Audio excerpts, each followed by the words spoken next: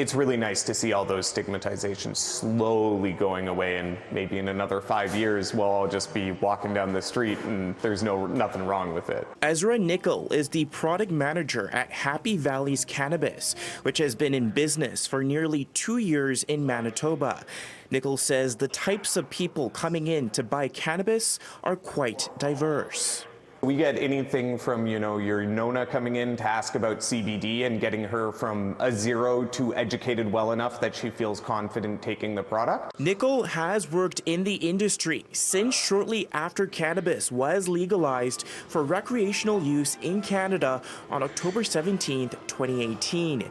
He says while stigma around using marijuana has decreased, laws such as Manitoba's prohibition on home-growing non-medical cannabis is not reflective of the current times we are in. There's been a case going, and that one just got overturned once again and going into appeals once again, just for the right that Canada has provided to us to grow a few plants at home. For another Manitoba cannabis retailer, Delta 9, who has been selling recreational marijuana since it was legalized in Canada back in 2018, they've been seeing the industry correcting itself after high anticipation led to a flood of cannabis stores saturating the industry.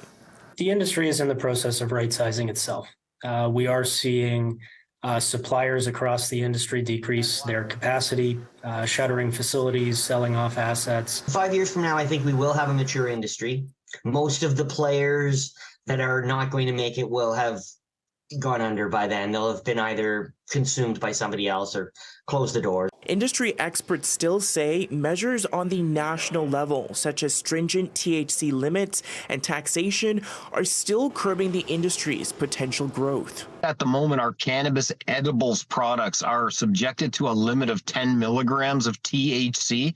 For non-consumers of cannabis, that's a fairly low number. And what the effect of that is that important edibles category has largely been conceded to the illicit market. As Canada is set to mark 5 years since legalizing the recreational use of marijuana, some believe this opens the door for the legalization of other substances. I think it does provide a model going forward to more significant drug policy reform beyond cannabis. In Winnipeg, Djan, City News.